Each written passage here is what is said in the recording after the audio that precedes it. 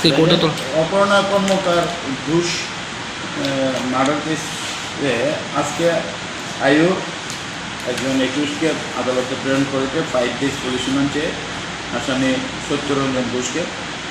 এবং আজকের যে ফরওয়ার্ডিং রিপোর্ট, সেই রিপোর্টে আয়ু বলেছে on the basis of the CCTV footage, যে আগরতলা সিসিটিভি ফুটেজের বিভিন্ন জায়গাতে যে ফুটেজগুলো কালেকশন করে আয়ুতে বলেছেন যে 11/10/2022 রাত্র 12:55 সময় যে একটা যার নাম্বার হলো আপনার TR01S 8364 এই স্কুটিটা নিয়ে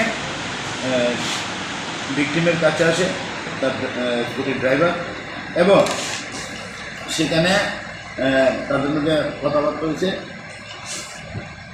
একটা 5-এর দিকে ওরা দুজনেই, একটা মহিলা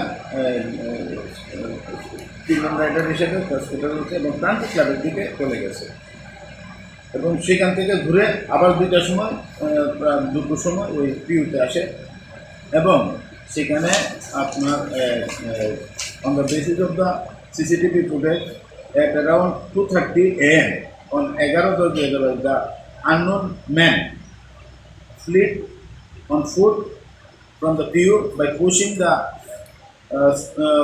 his scooty towards Kalani দিকে চলে গেছে after pushing the victim disease in the open road.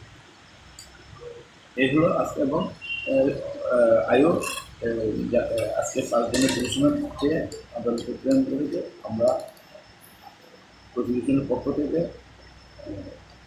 তার পুলিশ রিমান্ডের পক্ষে যুক্তি দাঁড় করা এখনও অর্ডার দেয়নি। এখন পর্যন্ত কতজন অ্যারেস্ট করা হয়েছে? এখন পর্যন্ত 3জন অ্যারেস্ট করা হয়েছে। নামগুলো হলো ভগবত পোদ্দার, রূপেশ ধর, গতকালকে তাদেরকে প্রডিউস করা হয়েছিল। বয়স এবং বাড়ি?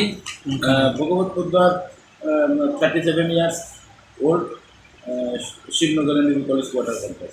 Rupesh Dhar alias Vicky 25 years old, Kadamtali মেয়ার টিভিএস শোরুম। আজকে তাকে প্রডিউস করা হয়েছে Satyaranjan Ghosh, age 36,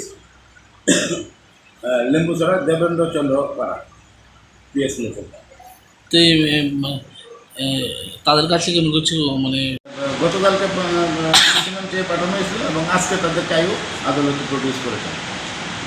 total 3জনকে arrest করেছে আজকে 5 দিনের আগেই আজকে আদালতে। Thank you.